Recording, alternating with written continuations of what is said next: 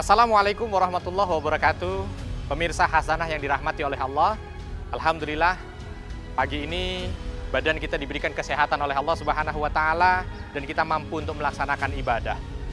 Saya teringat dengan satu firman Allah Subhanahu wa taala, a'udzubillahi minasyaitonirrajim, kullu nafsin dha'iqatul maut wa innama tuwaffawna ujurakum yaumal qiyamah faman zuhziha 'anil nari wa udkhilal jannata faqad faz wa mal hayatud dunya illa mata'ul ghurur.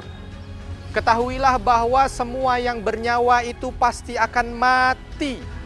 Masya Allah, ketika kita mendengar kalimat mati, ini seharusnya kalimat mati ini mampu menjadi motivasi untuk kita. Karena Nabi SAW menegaskan, kafa bil mauti mau'idah. Cukup sebenarnya buat seseorang itu, kematian itu mampu menjadi nasihat terbaik untuk dirinya.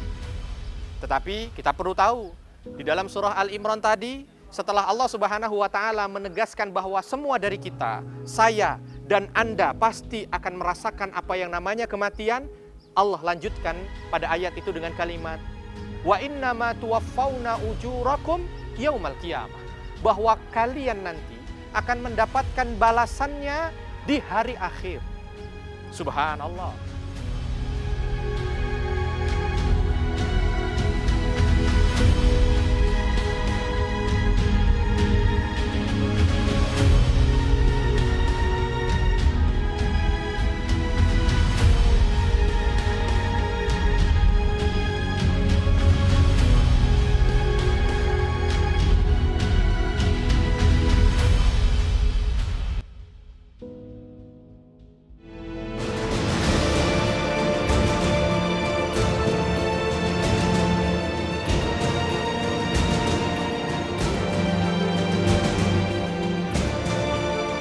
Tiap-tiap yang berjiwa akan merasakan mati.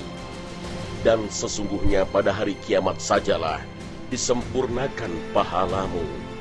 Barang siapa dijauhkan dari neraka dan dimasukkan ke dalam surga, maka sungguh ia telah beruntung. Kehidupan dunia itu tidak lain hanyalah kesenangan yang memperdayakan. Al-Quran, Surah Ali Imran, ayat 185.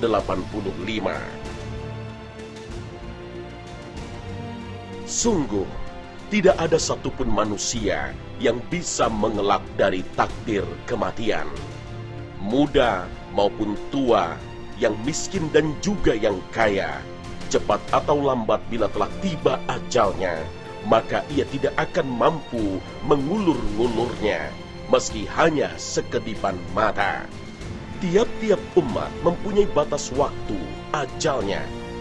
Maka apabila telah datang waktunya, mereka tidak dapat mengundurkannya barang sesaat pun, dan tidak dapat pula memajukannya.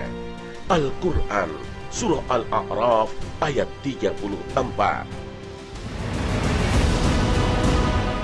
Namun seringkali manusia lalai bahwa kelak ia akan menghadapi kematian. Kita bersikap seolah-olah kita akan hidup selama-lamanya di dunia. Manusia terus-menerus mengejar harta dan berbagai kenikmatan dunia tanpa putus-putusnya. Bahkan ada di antara kita yang saking lemah imannya sampai rela melakukan apapun demi menggapai obsesi duniawi dengan cara-cara yang kotor dan zalim. Begitu menggiurkannya kenikmatan dan keindahan dunia di mata manusia. Manusia sejatinya harus cerdas dalam menjalani kehidupan ini. Dunia dan akhirat harus berjalan dengan beriringan, sehingga pada akhirnya kenikmatan dunia dan akhirat bisa kita raih dengan penuh keberkahan.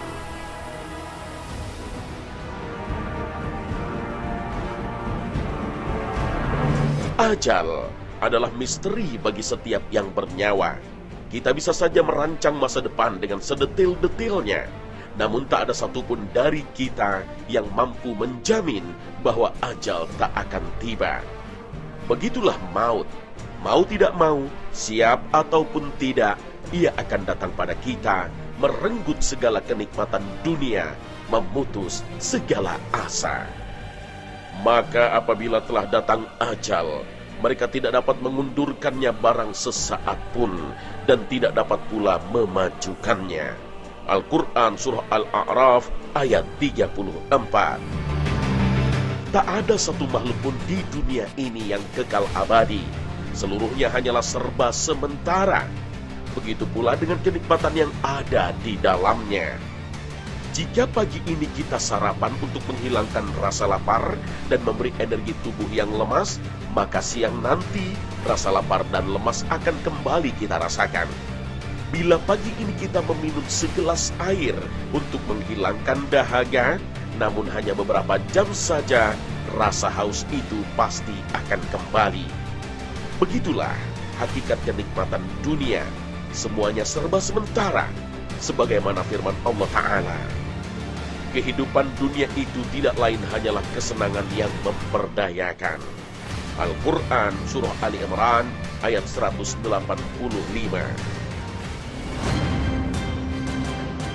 Sering-seringlah mengingat pemutus segala kenikmatan, yaitu kematian.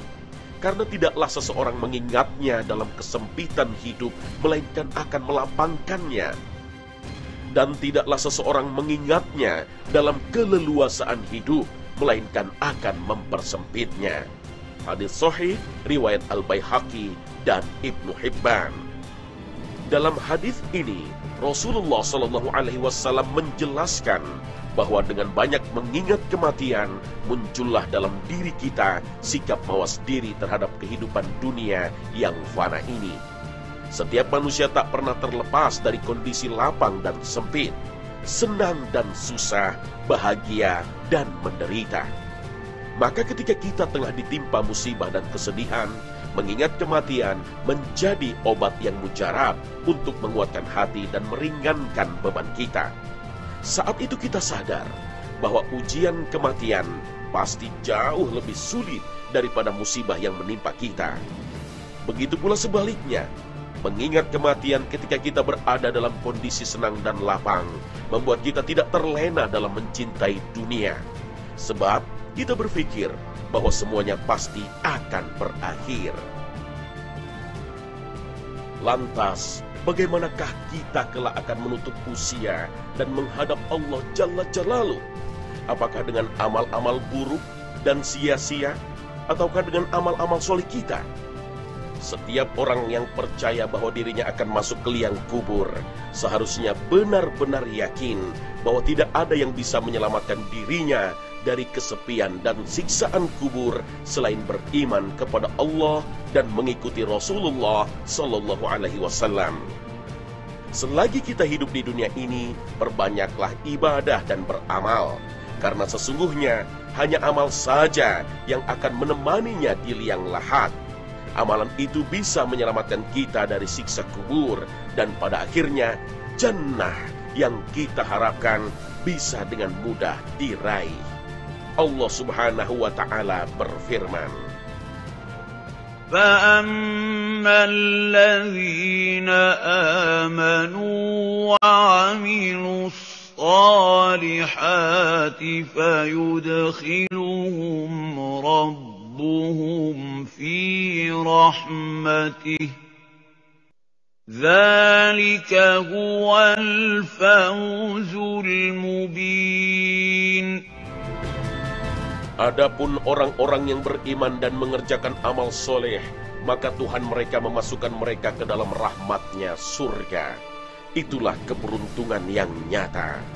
Al-Quran Surah Al-Jaziyah ayat 30.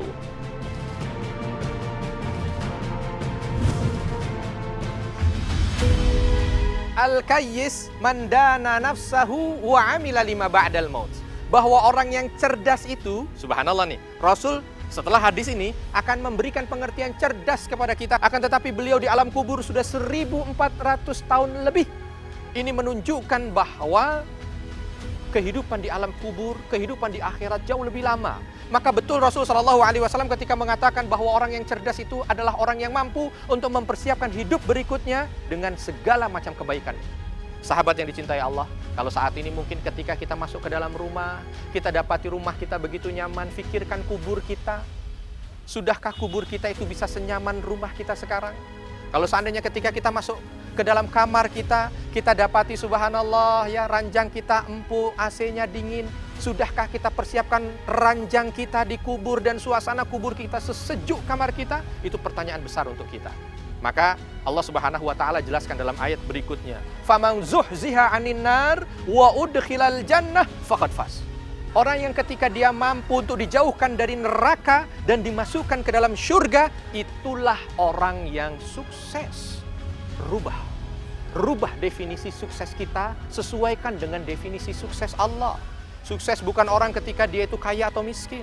Sukses bukan orang ketika dapat jabatan atau diturunkan dari jabatannya, ketika dia punya pendidikan tinggi atau tidak. Tapi sukses adalah ketika dia mampu dijauhkan dari neraka, dimasukkan ke dalam surga. Itu sukses. Dan sahabatku, tentu memaafkan orang yang pernah berbuat salah itu bukan perkara kecil, susah. Tapi ternyata dengan susahnya dan beratnya itu mampu memberikan kebaikan dunia dan akhirat, bahkan bisa memastikan seseorang itu masuk ke dalam syurga Allah Subhanahu wa taala. Mudah-mudahan kita termasuk bahagian orang-orang yang diberikan kemudahan oleh Allah untuk bisa menjalani hidup di dunia yang hanya beberapa tahun saja, ini dengan kecerdasan akhirat.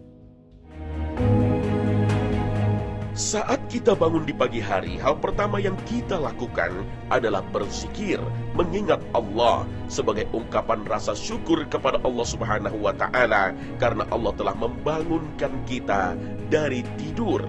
Karenanya sangat dianjurkan bagi kita untuk membaca doa bangun tidur sebagaimana Rasulullah sallallahu alaihi wasallam ajarkan. Alhamdulillahilladzi ahyana ba'dama amatana wa ilaihin nusyur. Segala puji bagi Allah yang menghidupkan kami selepas mematikan kami, dan kepadanya kami akan kembali. Hadis riwayat Bukhari. Saat kita tidur, musuh sejati kita adalah setan. Setan mengganggu manusia agar malas bangun malam untuk melaksanakan qiyamul lail dan membuat tidur kita kesiangan. Sehingga tatkala azan subuh berkumandang, kita seringkali telah terbangun dari tidur, namun seolah-olah mata terasa sangat berat dan tubuh terasa sangat malas untuk bangkit menunaikan sholat subuh. Disinilah pentingnya segera berzikir mengingat Allah saat bangun tidur, kemudian segera bangkit untuk berwudu dan sholat subuh. Sebab saat itu setan laknatullah mengikatkan 3 belenggunya pada kita, sebagaimana sabda Rasulullah sallallahu alaihi wasallam. Setan melilit leher seseorang di antara kalian dengan 3 lilitan ketika ia tidur. Dengan setiap lilitan, setan membisikkan, nikmatilah malam yang panjang ini. Apabila ia bangun dan mengingat Allah, maka lepaslah lilitan itu. Apabila ia berwudu, lepaslah lilitan kedua. Kemudian apabila ia sholat, lepaslah lilitan ketiga, sehingga ia menjadi bersemangat. Tetapi kalau tidak dilakukan, ia akan terbawa lamban dan malas. Hadis riwayat Bukhari dan Muslim. Berwudu adalah hidroterapi yang sangat dahsyat. Ribuan syaraf penting diterapi dengan sentuhan tangan dan rangsangan air segar pada saat kita berwudu. Inilah saat melepas belenggu lilitan setan yang kedua. Dengan telah berkurangnya 2 lilitan itu, maka kita pun akan lebih bersemangat untuk melepaskan belenggu setan yang terakhir, yaitu dengan menunaikan sholat 2 rakaat, baik itu sholat sunnah qabliyah subuh maupun langsung sholat subuh. Sering pula kita dapati orang yang terbiasa tidur kembali setelah menunaikan sholat subuh. Ia menganggap bahwa yang terpenting buatnya adalah dapat melaksanakan kewajiban sholat subuh tepat waktu dan berjamaah. Setelah itu tak masalah bila kemudian ia tidur kembali. Anggapan ini tidak tepat. Walaupun tidak ada dalil yang melarang seorang muslim untuk tidur kembali usai sholat subuh. Namun Rasulullah tidak pernah tidur kembali usai sholat subuh. Beliau sallallahu alaihi wasallam terbiasa berzikir pada Allah hingga matahari terbit, sebagaimana hadis riwayat sahabat Sammak bin Harb. Aku bertanya kepada Jabir bin Samurah, apakah Anda sering menemani duduk Rasulullah sallallahu alaihi wasallam? Jabir bin Samurah menjawab, ya, sering. Rasulullah Shallallahu Alaihi Wasallam tidaklah meninggalkan tempat beliau menunaikan sholat subuh hingga matahari terbit. Jika matahari telah terbit, maka beliau pun bangkit meninggalkan tempat tersebut. Terkadang para sahabat berbincang-bincang tentang masa jahiliyah yang telah mereka lalui, lalu mereka tertawa-tawa.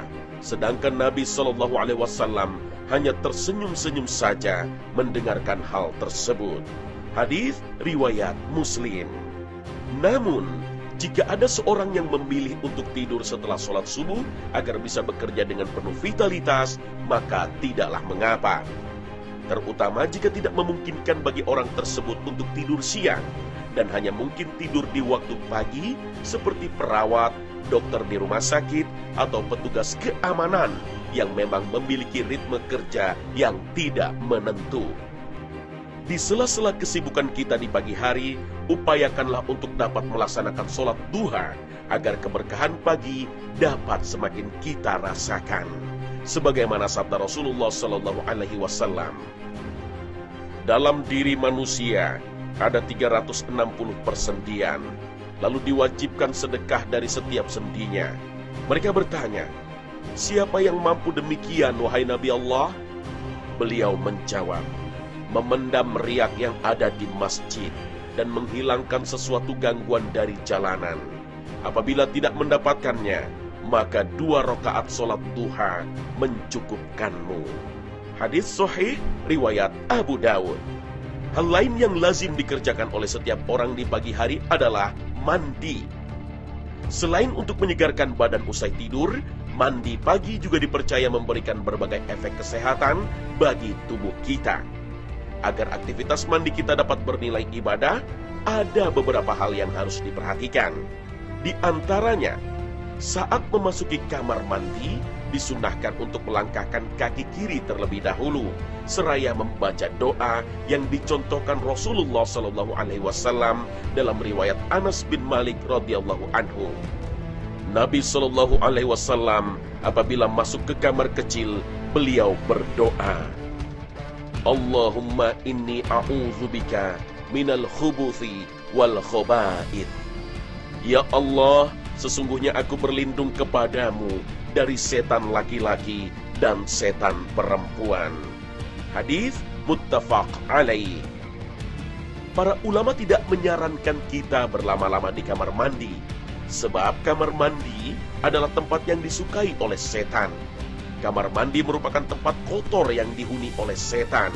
Maka sepantasnya seorang muslim meminta perlindungan kepada Allah Subhanahu wa Ta'ala agar ia tidak ditimpa oleh kejelekan makhluk tersebut, serta tidak berlama-lama di dalamnya. Bila telah usai mandi dan hendak keluar, langkahkanlah kaki kanan terlebih dahulu, kemudian membaca doa, Ghufranaka, ya Allah, aku memohon ampunan padamu. Hadis riwayat Abu Dawud. Saat akan memulai santap makan dan menikmati minuman, biasakan membaca basmalah, Bismillahirrahmanirrahim. Sebab dengan membaca basmalah bermanfaat untuk menghindari campur tangan setan dalam makanan dan minuman yang hendak dikonsumsi oleh seorang muslim, sehingga ia pun akan memperoleh keberkahan dengan makanan yang disantapnya. Sebagaimana sabda Rasulullah, Iblis berkata kepada Allah, setiap makhlukmu telah engkau terangkan rizkinya. Mana rizkiku? Allah menjawab, pada makanan yang tidak disebut namaku padanya. Hadis riwayat Bukhari dan Muslim. Iblis adalah musuh abadi kita.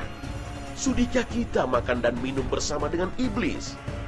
Mungkin ada saat di mana kita lupa membaca basmalah saat makan dan minum, lalu baru ingat di saat kita tengah menyantap makanan. Dalam kondisi seperti ini, Rasulullah Shallallahu Alaihi Wasallam mengajarkan doa yang khusus kita baca saat lupa membaca basmalah, sebagaimana hadis yang diriwayatkan oleh sahabat Umayyah bin Mihsan. Rasulullah Shallallahu Alaihi Wasallam pernah duduk, dan saat itu ada seseorang yang makan tanpa membaca bismillah hingga makanannya tersisa 1 suapan. Ketika ia mengangkat suapan tersebut ke mulutnya, ia mengucapkan, Bismillah awwalahu wa akhirahu. Dengan nama Allah pada awal dan akhirnya. Nabi Shallallahu Alaihi Wasallam pun tertawa dan beliau bersabda, setan terus makan bersamanya hingga ketika ia menyebut nama Allah, Bismillah, setan memuntahkan apa yang ada di perutnya. Hadits sahih riwayat Abu Daud dan Ahmad. Saat hendak keluar rumah untuk melakukan aktivitas, kita disunahkan untuk memohon perlindungan pada Allah Subhanahu wa Ta'ala saat hendak keluar rumah. Hal ini sebagaimana yang diungkapkan oleh Rasulullah Sallallahu Alaihi Wasallam dalam sabdanya, apabila seseorang keluar dari rumahnya, kemudian dia membaca doa, Bismillahi tawakkaltu 'alallah, la haula wala quwwata illa billah. Dengan nama Allah aku bertawakal kepada Allah, tiada daya dan kekuatan kecuali dengan pertolongan Allah. Maka disampaikan kepadanya, kamu diberi petunjuk, kamu dicukupi kebutuhannya, dan kamu dilindungi. Seketika itu, setan-setan pun menjauh darinya. Lalu salah satu setan berkata kepada temannya, bagaimana mungkin kalian bisa mengganggu orang yang telah diberi petunjuk, dicukupi dan dilindungi? Hadits sahih riwayat Abu Daud dan Tirmizi. Masya Allah, begitu dahsyatnya doa ini. Dengan membacanya, kita tidak hanya memperoleh jaminan keselamatan dari Allah Ta'ala, namun juga akan diberikan petunjuk oleh Allah sehingga kita tidak terkena bujuk rayu setan, serta dicukupkan segenap kebutuhan kita selama berada di luar rumah. Bila aktivitas kita di luar rumah menuntut kita untuk menggunakan kendaraan sebab jauhnya jarak yang akan dituju, maka disunahkan bagi kita untuk membaca doa berkendaraan. Subhanalladzi sakhkhara lana hadza wa ma kunna lahu muqrinin. Maha suci Allah, zat yang telah menundukkan kendaraan ini bagi kami, padahal kami sebelumnya tidak mampu menguasainya. Dan sesungguhnya kepada Tuhan kami tempat kembali. Hadis riwayat Muslim. Begitu banyak momen kebaikan dari aktivitas sehari-hari yang dapat kita manfaatkan untuk mendulang pahala dari Allah Subhanahu wa Ta'ala setiap harinya. Hal ringan namun bernilai pahala bila kita mau dan tergerak mengerjakannya.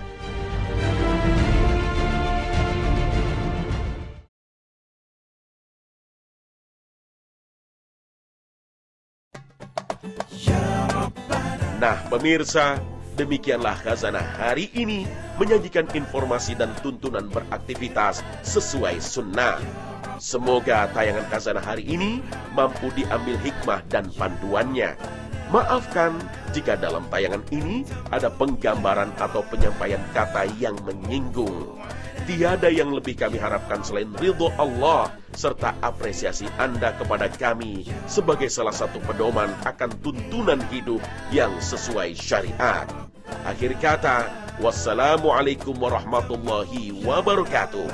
Nantikan kami setiap hari Minggu hingga Jumat jam 5.30 waktu Indonesia Barat di Trans 7.